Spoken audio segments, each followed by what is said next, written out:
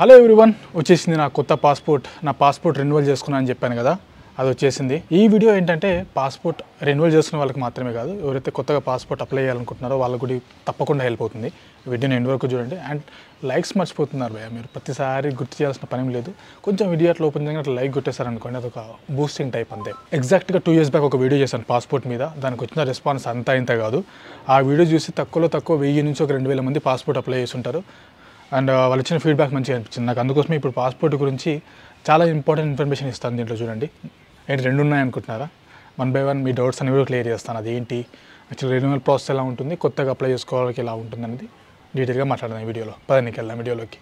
యాక్చువల్గా passport renewal ఎందుకు చేస్తారంటే, మనకి పాస్పోర్ట్ ఎప్పుడైతే ఫ్రెష్గా ఇస్తారో దాని వ్యాలిడిటీ వచ్చేసి 10 years మాత్రమే ఉంటుంది.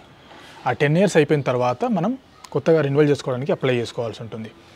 అండ్ ఇలా కాకుండా మనం రెన్యువల్కి ఎప్పుడు ఎలిజిబుల్గా ఉంటాము అంటే, పాస్పోర్ట్ రెన్యువల్ చేసుకోవడానికి ఇఫ్ ఇన్ కేస్ మీరు పాస్పోర్ట్ తీసుకున్న 9 years తర్వాత, అంటే ఇంకొక 1 year మాత్రమే వ్యాలిడిటీ ఉంది అనుకున్నప్పుడు ఎప్పుడైనా కూడా మనం కొత్తగా రెన్యువల్గా అప్లై చేసుకోవచ్చు. లేదా మన పాస్పోర్ట్లో అన్ని పేజెస్ పైన స్టాంపింగ్స్ పడిపోయి ఇంకో 2 లేదా 1 పేజ్ మాత్రమే ఉందనుకున్నప్పుడు పేజెస్ అయిపోయాయని కింద కూడా మనం పాస్పోర్ట్కి అప్లై చేసుకోవచ్చు. ఇంకొకటి, పాస్పోర్ట్ పోయినా ఆ డ్యామేజ్ జరిగినా కూడా రెన్యువల్కి అప్లై చేసుకోవచ్చు. అండ్ ఒక విషయం గుర్తుపెట్టుకోండి, ఎప్పుడైతే మీకు కొత్త పాస్పోర్ట్ వస్తున్నప్పుడు మీరు ఫస్ట్ చేయాల్సిన పని ఏంటంటే, మీ first page and last page, మీ ఎక్కడైతే మీ ఫోటో అండ్ మీ పాస్పోర్ట్ నెంబర్ అండ్ లాస్ట్ పేజ్లో ఎక్కడైతే మీ అడ్రస్, ఆ డీటెయిల్స్ ఉంటాయో, ఈ రెండింటిది జిరాక్స్ లేదా ఫోటో తీసుకొని ఎక్కడైనా మీ మెయిల్లో సేఫ్ ప్లేస్లో సేవ్ చేసి పెట్టుకోవడం బెటర్. ఎందుకంటే పాస్పోర్ట్ పోయినప్పుడు మనం కంప్లీట్ చేయడానికి, లేదా వేరే కంట్రీలో ఉన్నప్పుడు మన పాస్పోర్ట్ పోయినప్పుడు మనకు ఒక జిరాక్స్ అవసరం ఉంటుంది. మనం మళ్ళీ ఇండియా రావాలంటే ఆ జిరాక్స్గా ఇది మనకి హెల్ప్ అవుతుంది. ఓకేనా?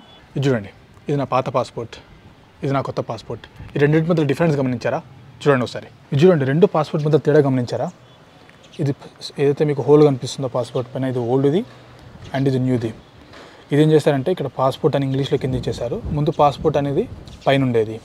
ఈ రిపబ్లిక్ ఆఫ్ ఇండియా అనేది ముందు ఏంటంటే పాత పాస్పోర్ట్ పైన కింద ఉండేది, అది పైకి వెళ్ళిపోయింది.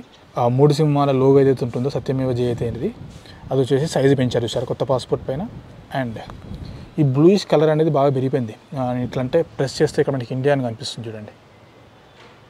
అండ్ మనకేంటంటే ముందు పాస్పోర్ట్లో ఫస్ట్ పేజ్ ఓపెన్ చేస్తే ఇలా ఉంటుంది. అండ్ కొత్త దాంట్లో చూడండి, ఈ బ్లూ కలర్ ఎక్కువ పెంచేశారు. దీనిలో కూడా పాస్పోర్ట్ అండ్ ఈ కలర్ కొంచెం చేంజెస్ చేశారు. బయో పేజ్లో కూడా కొన్ని చేంజెస్ ఉంటాయి, అది మీకు చూపిస్తే నాకు స్ట్రైక్స్ లాంటివి వస్తాయని నేను చూపించట్లేదు. బట్ ఈ బ్యాక్ సైడ్ మన బయో ఉంటుంది, పాస్పోర్ట్ నెంబర్, మన ఫోటో అని. అక్కడ కూడా కొంచెం చేంజెస్ చాలానే వచ్చాయి బాగానే. మీకు ఇప్పుడు డౌట్ క్లియర్ అయిపోయి ఉంటుంది. అదేంటంటే, మనం పాస్పోర్ట్ రెన్యువల్ చేసుకుంటే మన పాత పాస్పోర్ట్ వాళ్ళు తీసేసుకుంటారా అని ఒక డౌట్ ఉంటుంది చాలామందికి. అది ఏం లేదు, తీసుకుంటారు, బట్ మళ్ళీ మనకి ఇచ్చేస్తారు. తీసుకుని ఏం చేస్తారంటే, ఇక్కడ హోల్స్ కనిపిస్తున్నాయి మీకు, ఇక్కడ హోల్స్ చేసేస్తారు. అండ్ ఎక్కడైతే మన పాస్పోర్ట్ లాస్ట్ పేజ్ ఉంటుందో, ఇట్లా passport cancelled, visa if any remains valid అని చెప్పి స్టాంప్ వేస్తారు. మన పాస్పోర్ట్ పాత మన దగ్గరనే ఉంటుంది అండ్ కొత్త పాస్పోర్ట్ ఇచ్చేసారు. ఫస్ట్ పాస్పోర్ట్ ఎలా అప్లై చేయాలంటే, ఆన్లైన్లో సింపుల్ ప్రాసెస్, పెద్దగా ఏముంటుంది, మీకు చూపిస్తాను నేను లాగిన్ అయ్యి ఎలా చేయాలి ఏంటి అనేది. ఆ లింక్ డిస్క్రిప్షన్లో ఉంటుంది. ఎందుకంటే ఫేక్ సైట్స్ ఎక్కువ ఉన్నాయి, దాంట్లో లాగిన్ అయ్యి డబ్బులు వేస్ట్ చేసుకోకూడదు. సో డాక్యుమెంట్స్ ఏమీ లేదు. ఒకవేళ కొత్తగా ఇంతవరకు నా దగ్గర పాస్పోర్ట్ లేదు అనుకున్న వాళ్ళకైతే ఆధార్ కార్డ్, పాన్ కార్డ్ ఉంటే పాన్ కార్డ్, ఒకవేళ మీరు కనుక SSC ఎబో చదువు ఉంటే 10th class సర్టిఫికేట్ ఉంటే సరిపోతుంది. అండ్ ఎవరైతే రెన్యువల్ చేసుకుంటున్నారో వాళ్ళకి జస్ట్ ఆధార్ కార్డ్ చాలు. నేనేంటంటే నా ప్రజెంట్ పాస్పోర్ట్లో అడ్రస్ మారింది కాబట్టి నేను జస్ట్ ఆధార్ కార్డ్ ఒకటి సబ్మిట్ చేసేసాను, సరిపోయింది. ఇంకా వెరిఫికేషన్ ఎలా ఉంటుంది, అక్కడికి వెళ్ళిన తర్వాత ప్రాసెస్ ఎలా ఉంటుంది అనేది మనం ఇప్పుడు సిస్టమ్ పైకి వెళ్ళిన తర్వాత చూద్దాం. ఇంపార్టెంట్ థింగ్ ఏంటంటే, పాస్పోర్ట్ అప్లై చేయడానికి ఎంత కావాలి? నార్మల్గా పాస్పోర్ట్లో 34 pages ఉంటాయి. ఇందులో మనం వాడుకోగలిగే 30 pages. ఈ 30 pages నార్మల్ పాస్పోర్ట్ అప్లై చేయడానికి మనకి 1500 rupees ఉంటే చాలు. బట్ ఇప్పుడు నేను అప్లై చేసింది 60 pages ఉన్నది. సో 60 pages దానికి ఇంకో 500 rupees ఎక్స్ట్రా. దీంట్లో టోటల్గా 64 pages ఉంటాయి. 60 pages మనం వాడుకోవచ్చు స్టాంపింగ్స్కి. సో దీని కాస్ట్ వచ్చేసి 2000 rupees. ఇది నార్మల్ది. తత్కాల్కి వచ్చేసరికి 3500, 30 pages దానికి, 60 pages దానికి 4000. తత్కాల్ ఏంటంటే, మనకి ఇమీడియట్గా రేపు ఇంకో 2-3 రోజుల్లో మనకు పాస్పోర్ట్ కావాలి అనుకున్నప్పుడు మాత్రమే తత్కాల్కి వెళ్ళండి. నార్మల్గా అయితే మనకు ఆన్లైన్లో నార్మల్ ప్రాసెస్లో వెళ్తే సరిపోతుంది. హార్డ్లీ మీరున్న లొకేషన్ని బట్టి 1 week నుంచి 20 daysలో ఎప్పుడైనా రావచ్చు. నేను హైదరాబాద్ దగ్గరలో ఉండడంతో నాకు 10 daysలో వచ్చేసింది పాస్పోర్ట్. పైన సిస్టమ్ పైకి వెళ్ళేసి ప్రాసెస్ అంతా చూద్దాం. గూగుల్ ఓపెన్ చేసేయండి. సిస్టమ్ పైకి రాగానే ఓపెన్ చేసేసి పాస్పోర్ట్ సేవ అని కొట్టేసేయండి. ఆర్ మీకు లింక్ డిస్క్రిప్షన్లో ఉంటుంది. ఒకవేళ మీరు దీంట్లో కనుక అకౌంట్ లేకపోతే న్యూ రిజిస్ట్రేషన్ అని చెప్పి, న్యూ యూజర్ రిజిస్ట్రేషన్ అయిపోండి. ఆల్రెడీ రిజిస్ట్రేషన్ ఉంటే కనుక మీరు లాగిన్ అయితే లాగిన్ అయిపోండి. లాగిన్ అయిపోయిన తర్వాత మీకు పేజ్ ఇలా కనిపిస్తుంటుంది చూడండి. ఇక్కడ మీరు ఇక్కడ వ్యూ సేవ్డ్ అప్లికేషన్ ఒకటి, నెక్స్ట్ వచ్చేసి అప్లై ఫర్ ఫ్రెష్ పాస్పోర్ట్ అని చూడండి. దీనిపైన కొట్టండి. ఇక్కడ ఫ్రెష్ పాస్పోర్ట్ అయితే ఫ్రెష్ పాస్పోర్ట్ మీది సేమ్ మెథడ్ ఉంటుంది కొత్తగా అప్లై చేసుకునే వాళ్ళకి అండ్ పాస్పోర్ట్ రెన్యువల్ చేయాలనుకున్న వాళ్ళకి. ఒకవేళ రీఇష్యూ ఆఫ్ పాస్పోర్ట్ అంటే ఎవరైతే రెన్యువల్ చేసుకోవాలనుకుంటున్నారో వాళ్ళు రీఇష్యూ ఆఫ్ పాస్పోర్ట్ సెలెక్ట్ చేసుకొని పర్సనల్ డీటెయిల్స్లో ఏమైనా చేంజెస్ చేయాలనుకుంటున్నారా, లేదంటే పాస్పోర్ట్ డ్యామేజ్ అయిందా, ఎగ్జాక్షన్ ఆఫ్ పేజెస్ అంటే పేజెస్ అయిపోయాయా, పాస్పోర్ట్ పోయిందా, validity expired more than 3 years ago అంటే 3 సంవత్సరాల కింద మీ పాస్పోర్ట్ ఎక్స్పైర్ అయిపోయింది బట్ దాన్ని మీరు ఇప్పుడు చేయాలనుకుంటున్నారా, validity expired with in 3 years due to expire అంటే రాబోయే 3 సంవత్సరాల్లో ఎక్స్పైర్ అవ్వబోతుంది. అంటే నేను మీకు 1 year అని చెప్పాను బట్ ఇక్కడ 3 years అని మాత్రం మెన్షన్ చేస్తున్నాడు. బట్ ఇది చూడాలి మరి ఏమవుతుందో. అది అవుతుందా అనేది మీరు సెలెక్ట్ చేసుకొని నార్మల్ అయితే నార్మల్. 36 pages అంటే మీరు లిమిటెడ్గా తిరగాలనుకుంటే 36 pages. నేను ఎక్కువ తిరుగుతాను మళ్ళీ పేజెస్ అయిపోయి ఊకే ఈ రెన్యువల్ ప్రాసెస్ ఎందుకు అనుకుంటే 60 pages పెట్టుకోండి. నేనైతే 60 pages పెట్టుకున్నాను. సో మీకు ఫ్రెష్ పాస్పోర్ట్ అయితే ఫ్రెష్ పాస్పోర్ట్ సెలెక్ట్ చేసుకోండి. ఓకేనా. ఫర్ ఎగ్జాంపుల్ నాది వచ్చేసి ఇది పెడతాను. సేమ్ ఉంటుంది ప్రాసెస్, మీరు టెన్షన్ ఏం పడద్దు. ఇక్కడ రీఇష్యూ ఆఫ్ పాస్పోర్ట్ దగ్గర మీరు ఫ్రెష్ పాస్పోర్ట్ సెలెక్ట్ చేసుకుంటారు అంతే. నెక్స్ట్ మీ నేమ్ ఏది ఉంటే అది కొడతారు.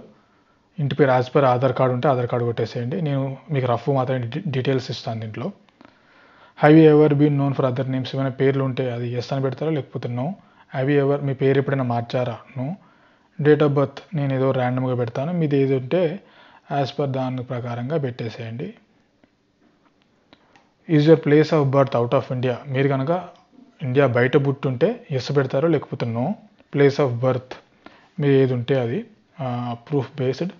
స్టేట్ మీది ఏది ఉంటే అది, నేను తెలంగాణ పెట్టేస్తాను. డిస్ట్రిక్ట్ సైబరాబాద్. ఇది పోలీస్ స్టేషన్ జ్యూరిడిక్షన్ పట్టుకొని ఇస్తుంది ఇది. సో మీ పోలీస్ స్టేషన్ ఎక్కడ ఇస్తుంది ఏంటి అని కూడా మీకు హోమ్ పేజ్లోనే అన్ని డీటెయిల్స్ కనిపించేస్తాయి. జస్ట్ మీ పిన్ కోడ్ ఎంటర్ చేస్తే సరిపోతుంది అంతే.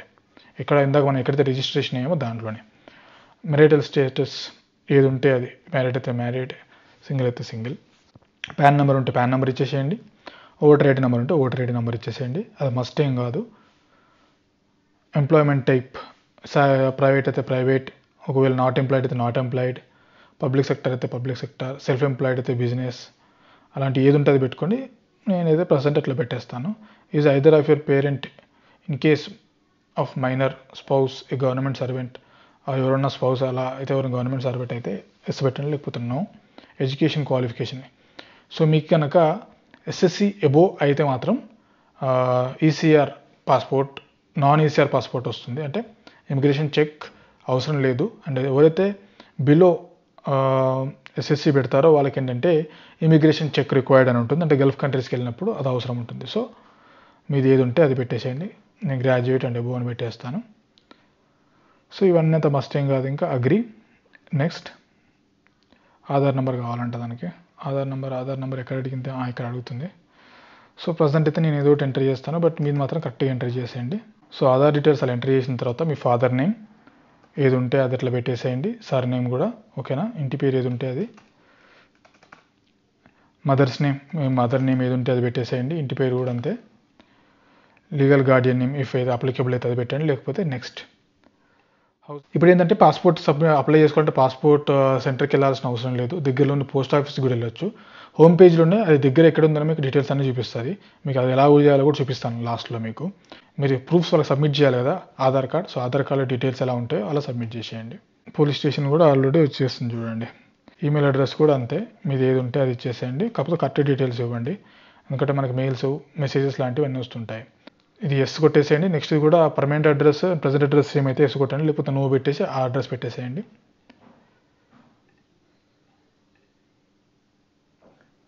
కానీ అట్లా పెట్టేసి వాళ్ళ ఫోన్ నెంబర్ పెట్టేసేయండి, సరిపోతుంది. పాస్పోర్ట్ పెట్టాం కాబట్టి ఓల్డ్ పాస్పోర్ట్ నెంబర్ ఏది ఉంటుందో అది పెట్టేసేయండి. అండ్ డేట్ ఆఫ్ ఇష్యూ దానిది ఎప్పుడు ఉందో అప్పుడు అది. సో నేను ఏదైతే ర్యాండమ్గా డేట్ ఇచ్చేస్తున్నాను. ప్లేస్ ఆఫ్ ఇష్యూ ఇవన్నీ పాస్పోర్ట్ పైన ఉంటాయి. పాస్పోర్ట్ లాస్ట్ పేజ్లో ఉంటుంది ఫైల్ నెంబర్ అనేది కింది సైడ్.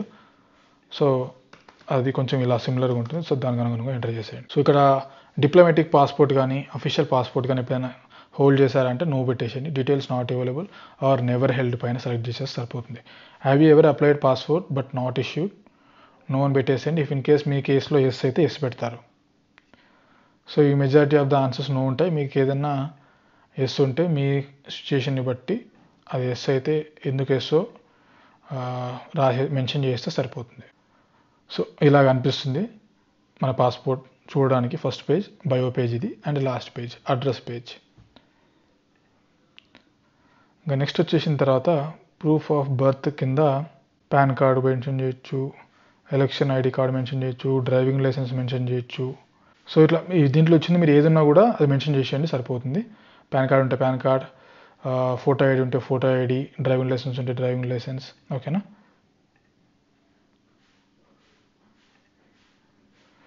అడ్రస్ ప్రూఫ్ కింద మీరు ఏది పెడుతున్నారో అది ఇక్కడ సెలెక్ట్ చేసేయండి. నేను ఆధార్ కార్డు పెట్టేశాను. సో ప్లేస్ అగ్రి, ఇంకా సబ్మిట్ ఫామ్ కొడతారు, పేమెంట్ పేజ్ వస్తుంది, పేమెంట్ చేస్తారు, ఫినిష్. ఆ వచ్చిన స్లాట్ ప్రకారంగా మీరు డేట్కి వెళ్తారు, సరిపోతుంది. సో మీరు అవన్నీ ఎలా సెలెక్ట్ చేసుకోవాలి అంటే ఇక్కడ చూడండి, హోమ్ పేజ్లోనే అప్లై చేసిన తర్వాత మనం ట్రాక్ చేసుకోవచ్చు అప్లికేషన్ నెంబర్తోని.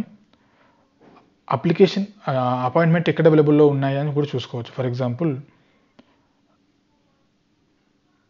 నేను హైదరాబాద్ సెలెక్ట్ చేసుకుంటాను, మీరు విజయవాడ అయితే విజయవాడ, విశాఖపట్నం అయితే విశాఖపట్నం, ఎక్కడ ఉంటే అది, తిరుపతి అయితే తిరుపతి, అట్లా సెలెక్ట్ చేసేసుకోండి.